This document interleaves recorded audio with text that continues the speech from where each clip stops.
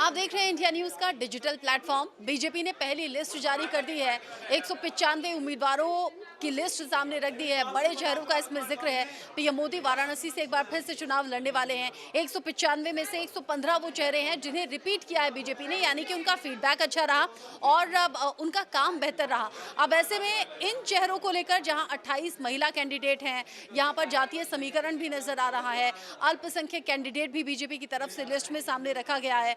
दूसरी लिस्ट में कुछ और नामों की घोषणा होगी, लेकिन बात हम कर रहे हैं बीजेपी और सहयोगी दलों की, यानी कि एनडीए की। क्या 400 पार वाकई ये आंकड़ा पहुंच जाएगा क्या, या फिर इंडिया गठबंधन की तैयारियां कैसी हैं? क्योंकि आज महारैली होने वाली है बिहार के पटना में, जहां पर बड़े नेता जुट रहे हैं और एक तरीके से शक्ति प्रदर्शन माना जा रहा है। लेकिन ये असाइनमेंट जहां से सभी खबरें आती हैं, और राकेश मेरे सीनियर कुलीग हैं और हमेशा एनडीए पर निगाह रखते हैं, बीजेपी पर निगाह रखते हैं और भविष्यवाणी भी कर रहे हैं, कह रहे हैं कि हाँ वाकई क्लीन स्वीप एनडीए करने वाली है। लेकिन पहली लिस्ट के नाम जब आपके सामने आए, आपके जहन में पहला ख्याल कौन सा आया? साथ ही साथ चूंकि यहाँ तो 195 नाम सामने आ गए हैं, 115 को रिपीट किया है बीजेपी ने, उधर इंडिया गठबंधन की तैयारी आप कैसे देख रहे हैं?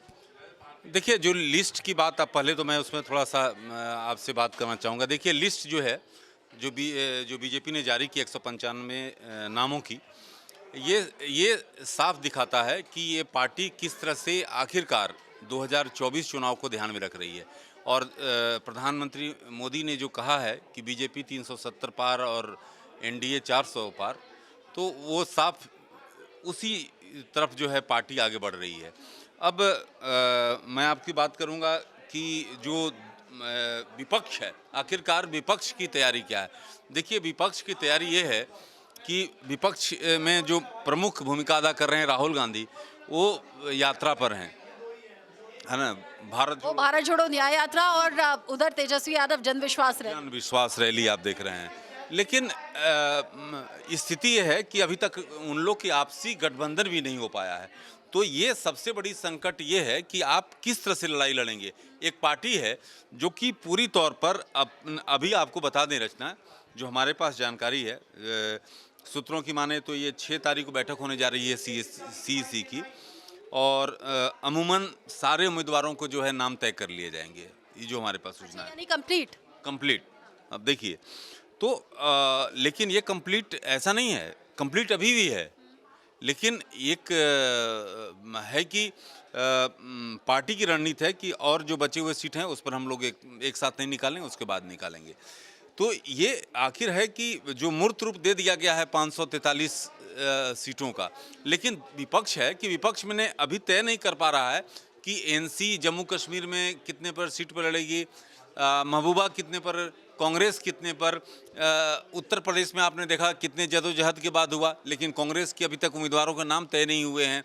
और बिहार में देख लीजिए, जो प्रमुख मैं राज्यों की बात कर रहा हूँ, महाराष्ट्र में देख लीजिए, तो अभी तक पूरी जो खाका है वो साफ नहीं हुआ विपक्ष में। यानी आप कह रहे हैं कि युद्ध तो लड़ा जा रहा है, लेकिन ये युद्ध बिना हथियारों के लड़ा जा रहा है, यानी कि सीट शेयरिंग का फॉर्मूला तय होना अभी बाकी है। और साथ ही साथ मैं तो देख रही हूँ बिहार में जिस तरीके से कांग्रेस और आरजेडी के विधायक टूट कर उधर बीजेपी में जा रहे हैं, और उसके ठीक बाद पीएम मोदी का दौरा, और वो तस्वीर आपने जरूर देखी होगी, नीतीश कुमार और पीएम मोदी के साथ में कैसे बात करते हुए और हंसते हुए। और उसके ठीक अगले दिन आज युवा नेता राहुल गांधी, तेजस्वी यादव, अखिलेश यादव। देखिए, आपको बता दें कि जिस तरह से नीतीश कुमार जब से एनडीए में आए हैं ना, तो वहाँ पर ये जरूर है, मैं ये नहीं कह रहा हूँ कि कमतर आंक रहा हूँ तेजस्वी का, तेजस्वी फाइट कर रहे हैं। जन समर्थन देखिए, एक जाति विशेष पर जो है उनकी पकड़ है, यादव मुस्लिम जो है उनके साथ है। लेकिन इसके बलबूते जो है आप ऐसा है कि लोकसभा सीट निकाल पाएंगे, ये नहीं होगा। हाँ, ये महत्वपूर्ण बात है। ईबीसी जो है, आप जहाँ भी यादव कम्युनिटी ऐसा कम्युनिटी है जहाँ पर अगर वो खड़ा होता है तो उसके साथ जो मोस्ट बैकवर्ड क्लासेज हैं वो साथ में नहीं खड़ा होती है। यादव ऐसे दबंग जाति माना जाता है ओबीसी में। तो ऐसी स्थिति में रचना, ये आपको समझना होगा कि जो स्थिति है ना, आपको आज रैली है, वहाँ पर स्वाभाविक रूप से भीड़ होगी, लेकिन ये जो भीड़ है ये आपको सीट में तब्दील करेगी ये सबसे बड़ा सवाल है। यही बात है आज जो हमारे पॉलिटिकल एक्सपर्ट होते हैं, राजनीतिक विश्लेषक होते हैं, वो ये कह भी रहे थे कि जो प्रजा है ना, ये आपको यहाँ भी दिख जाएगी, यहाँ भी दिख जाएगी। उन्होंने आम लोगों की जो भीड़ है उसे प्रजा कहा यहाँ भी दिखेगी, यहाँ भी दिखेगी, लेकिन वोट कहाँ देंगे ये सिर्फ उन्हीं को मालूम होता है, ये और किसी को मालूम नहीं होता। लेकिन फिर से हम लिस्ट पर आते हैं। आप कह रहे हैं इंडिया गठबंधन यानी कि बिना हथियारों के वो युद्ध में उतरने वाली बात है, क्योंकि अभी तो बेसिक ही शुरू नहीं हुआ कि भाई सीट शेयरिंग पर फॉर्मूला तय हो, तो लिस्ट सामने आए तो हम आके डिस्कशन करें। लेकिन ये जो बीजेपी की पहली लिस्ट है, देखिए बड़े चेहरों को रिपीट कर दिया गया है उसी सीट से, यानी कि कॉन्फिडेंस दिखाई दे रहा है, काम हमने किया है, वही चेहरा है, वही सीट है, लीजिए जनता के बीच आ गए, दोबारा से मौका दिया है। कॉन्फिडेंस इस पहली लिस्ट में जितना बना हुआ है उतना ही सेकंड लिस्ट में हो सकता है क्या? देखिए कमोवेश जो है इसी तरह के रहने वाला है, क्योंकि प्रधानमंत्री के जो कार्य है ना, प्रधानमंत्री को विश्वास है कि जनता जो है, और सही बात है। देखिए ये रचना इसलिए मैं कर रहा हूँ कि जो अंतर है 10 सालों में वो ज़मीन पर दिख रहा है, और ये पॉजिटिव है।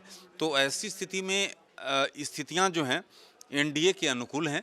अब ये संख्या जो पीएम ने जो तय की है कि बीजेपी 370 पार और एनडीए 400 पार, तो ये कितना होता है? क्या 400 के आसपास होता है या 400 से बहुत ज़्यादा आगे हो सकता है? क्योंकि बीजेपी की रणनीति जो है ना, 400 से कम नहीं कहा आपने? हाँ 400 से कम नहीं होने वाला है, लेकिन हम भी मान के चल रहे हैं, क्योंकि मैं अभी देख रहा हूँ, गणित देख रहा हूँ।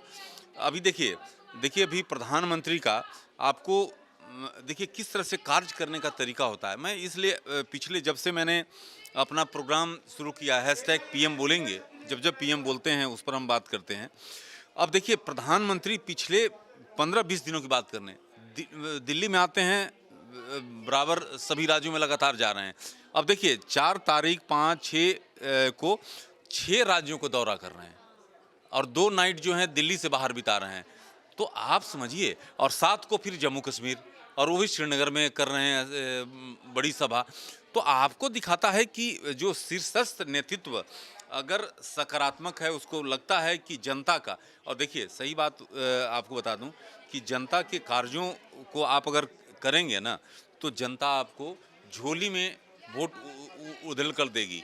लेकिन अगर जनता तय कर लेती है ना कि जनता अगर भ्रष्टाचार, भाई भतीजावाद, तो वैसी स्थिति में आप कितना भी काम करते रहें। और पीएम देखिए कल भी बिहार में रहे, तो परिवारवाद, जैसा कि मैंने आपसे भी बात किया था, उसमें बताया था कि प्रधानमंत्री परिवारवाद, भ्रष्टाचार पर करेंगे, दोनों चीज़ों पर उन्होंने मुद्दा उठाया। और ये मुद्दा जो है अब तेलंगाना की बात है, वहाँ पर उठाएंगे, तमिलनाडु में उठाएंगे, और फिर जो है, अच्छा एक चीज़ और बड़ी खबर जो कि अपने दर्शकों से शेयर करना चाहेंगे रचना, उड़ीसा से भी एक बड़ी खबर आ सकती है। एनडीए में एक और दल शामिल हो सकता है, बीजू जनता दल। हाँ, अब अगर देखिए दोनों दल अगर साथ आते हैं, तो आप समझिए कि क्लीन स्वीप, एक भी सीट किसी को नहीं मिलेगी, आप समझिए। तो देखिए ऐसे ही 400 के पार की आंकड़ा नहीं। अब देखिए छोटे छोटे दलों से किस तरह से बैकडोर से ये तालमेल और ये चल रहा है हिसाब किताब की, कैसे किसको करीब लाना है, किसके साथ जाना है, और फिर बाद में डिक्लेयर होगा जब फैसले हो जाएंगे। और कभी भी इसकी बड़ी खबर आपकी रचना आप अपने बुलेटिन में करिएगा, तो आप कहिएगा कि राकेश जी से बात हुई थी, उन्होंने इस तरह की बातें कही थी। ये जो है अंदर खाने जो है बात बहुत आगे तक चली गई है, और एक जैसे ही मूर्त रूप दिया जाएगा, और बीजू जनता दल जो है एनडीए में शामिल हो सकती है। अच्छा राकेश, यहाँ पर पीएम मोदी की योजनाओं का जिक्र कर रहे थे, आइए चलते चलते बात करते हैं। आपने कहा कि अगर काम किया है तो वो कॉन्फिडेंस बना हुआ है, और आपने कहा कि काम किया है, इसी आधार पर जनता फिर वोटों से जो झोली है वो भर देगी, बीजेपी की और एनडीए की। लेकिन मुझे लगता है आपको जो सबसे अच्छी बात पीएम मोदी की लगती है वो फिट इंडिया की लगती है, और वो हम आपके रूटीन में और आपके स्ट्रक्चर में देखते भी हैं। राकेश, चाहे काम कितना भी हो, चाहे व्यस्तता कितनी भी हो, लेकिन जिम ज़रूर जाते हैं, वॉक पर ज़रूर जाते हैं, और वो फिटनेस दिखती भी है। और आज तो कॉम्प्लीमेंट भी इन्हें मिला है। न्यूज़ रूम की एक लड़की ने पूछ लिया, भाई शादी भी आपकी हुई है या नहीं है, उस पर भी हम डिस्कस कर रहे थे। फिटनेस अच्छी बात है, लेकिन आपके दिल के जो करीब है पीएम मोदी की कौन सी वो बात है, कौन सी वो योजना है, ये मुझे ज़रूर बताइएगा, फिर आगे दिल्ली पर बात। देखिए जो पीएम की जो है ना कि जो समाज में जो सबसे पिछड़ा व्यक्ति है उस तक जो है योजनाएं पहुंचना, ये हमें लगता है कि अगर जो भी अगर प्रधानमंत्री अगर उसको मूर्त रूप देता है ना, क्योंकि देखिए समाज में जो ऊंच नीच माने खाई ज़्यादा नहीं होनी चाहिए, और अगर योजना जिसके लिए बना है उसको अगर मिले तो वो मतलब लगता है कि, लेकिन आज देखिए कि 80 करोड़ लोगों को जो है मुफ्त में राशन मिल रहा है, और किसी को हिम्मत नहीं है दुकान वाला को कि ये कह देगा कि भाई 10 किलो दूंगा और 5 किलो ले लो, 10 किलो पर साइन करो। वो जानता है कि करेंगे जेल जाएंगे। तो ये स्थिति है। अगर भ्रष्टाचार और जो अंतिम व्यक्ति है जो कि शोषित है, दलित है, तो उससे तक योजनाएं पहुंचती है ना, तो उससे बड़ा हमको नहीं लगता है कि उसका नतीजा हम देखते भी हैं, जो गांव देहात के लोग हैं, आखिरी गांव तक, आखिरी शख्स तक जब योजनाओं का लाभ पहुंचता है तो वो हम देखते भी हैं कि गांव के लोग, खासतौर पर जब बूढ़ी वृद्ध महिलाएं जो होती हैं वो पीएम मोदी को आशीर्वाद देती हुई, आशीष देती हुई नजर आती हैं। तो कह सकते हैं हम कि बीजेपी के साथ, एनडीए के साथ तो आम लोगों की दुआएं भी बड़ी रहती हैं। अच्छा, जब लिस्ट की बात करते हैं, दिल्ली जहाँ पर 7 में से 5 सीटों पर कैंडिडेट सामने रख दिए गए हैं और सिर्फ एक रिपीट हुए हैं, मनोज तिवारी, 4 नप गए हैं अलग अलग वजहों से। देखिए ये बड़ी बात है, क्योंकि जिस तरह से इस तरह की खबरें आ रही थी, लेकिन था कि एक और प्रवेश वर्मा को हम लोग सोच रहे थे कि रिपीट किया जाएगा, लेकिन देखिए वहीं पर उनकी जगह जो है एक और जाट नेता को, सहरावत, जो कि हाँ, तो देखिए उनको रिपीट किया गया है, उनको नया चेहरा रूप में उतारा गया। देखिए कि सुषमा स्वराज की बेटी को जगह दिया गया नई दिल्ली से, मीनाक्षी लेखी के टिकट काट कर। तो ये कहने का मतलब ये है कि जहाँ भी पार्टी को, क्योंकि पार्टी जो है कई स्तर पर सर्वे पर गई है और उसको उन्होंने गुना भाग करके देखा है कि आखिरकार कौन है। थोड़ा सा भी अगर पार्टी को लगा है कि भाई ये पार्टी के लिए, तो पार्टी 100% मैंने उसको पूरी तौर पर जांच परख कर उसको टिकट दिया है। इसमें सोच समझकर 195 कैंडिडेट्स का नाम सामने आ चुका है और अब राकेश बता रहे हैं सीईसी की बैठक दोबारा होगी और बहुत जल्द दूसरी लिस्ट भी सामने आ जाएगी और वहां भी यही इक्वेशंस आपको नजर आएंगे, जहां पर महिलाओं की अच्छी खासी संख्या होगी, हर जाति का ख्याल रखा जाएगा, अल्पसंख्यक समुदाय से इस बार भी कैंडिडेट है, अगली लिस्ट में भी नजर आते हैं। और ये जो सधी हुई कैलकुलेशन है, यही बीजेपी और एनडीए को 400 पार तक ले जाएगी। 400 पार का दावा यहाँ पर राकेश कर रहे हैं और 400 से कम तो बिल्कुल नहीं कर रहे हैं। तो इसी तरह के अपडेट्स के लिए आप बने रहिएगा इस प्लेटफॉर्म पर। बाकी खबरों के लिए हम दोबारा लौटेंगे।